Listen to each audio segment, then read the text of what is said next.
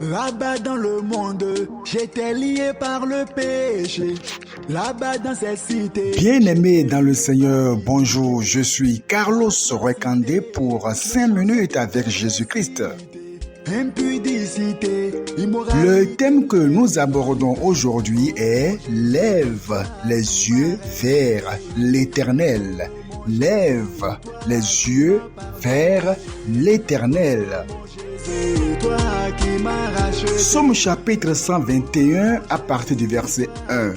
Je lève mes yeux vers les montagnes, 3 points de suspension. Je lève mes yeux vers les montagnes, 3 points de suspension. D'où me viendra le secours?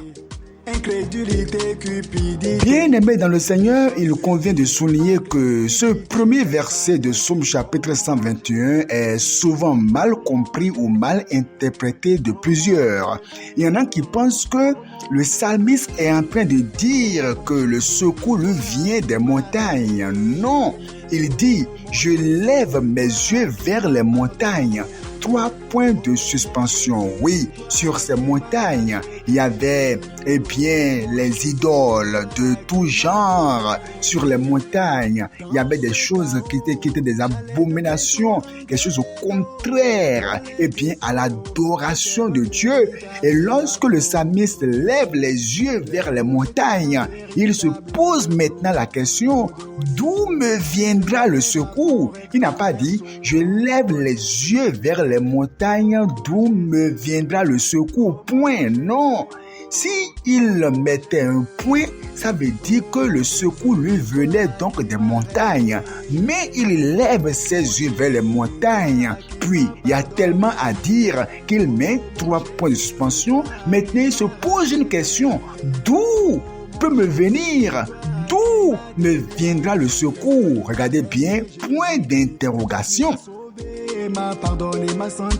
Il est donc en train de dire que le secours ne peut lui venir des montagnes. Et c'est en cela qu'au verset 2, il va répondre, le secours me vient de l'Éternel qui a fait les cieux et la terre. Le secours ne vient pas des montagnes. Le secours ne vient pas des fétiches, des idoles qui sont sur les montagnes. Le secours ne vient pas du soleil. Le secours ne vient pas des amas de fer. Le secours ne vient pas du tonnerre. Le secours ne vient pas de la mer. Le secours vient de l'Éternel qui a fait les cieux et la terre. Le secours ne vient donc pas de l'arbre. Non, le secours vient du Créateur des cieux et de la terre.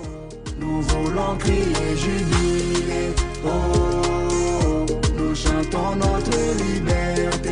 Bien-aimés dans le Seigneur, vous allez voir que plusieurs dans ce monde échouent de mettre leur foi en l'Éternel et d'attendre que le secours leur vienne de l'Éternel. Ils vont pointer leur regard sur un pasteur, pointer leur regard sur un membre influent de leur famille, pointer leur regard sur un partenaire d'affaires. Il y en a même qui pointent leur regard sur leurs parents. Il y a d'autres parents même qui pointent leur regard sur leurs enfants et qui ne comptent que sur leurs enfants, qui mettent leur foi, leur espoir, leur espérance dans leurs enfants. Et malheureusement, ils seront déçus. Ils seront déçus parce que l'homme qui place sa foi en l'homme ne peut qu'être déçu. J'étais lié par l'iniquité. Le secours me vient de l'Éternel qui a fait les cieux et la terre. Le verset 3.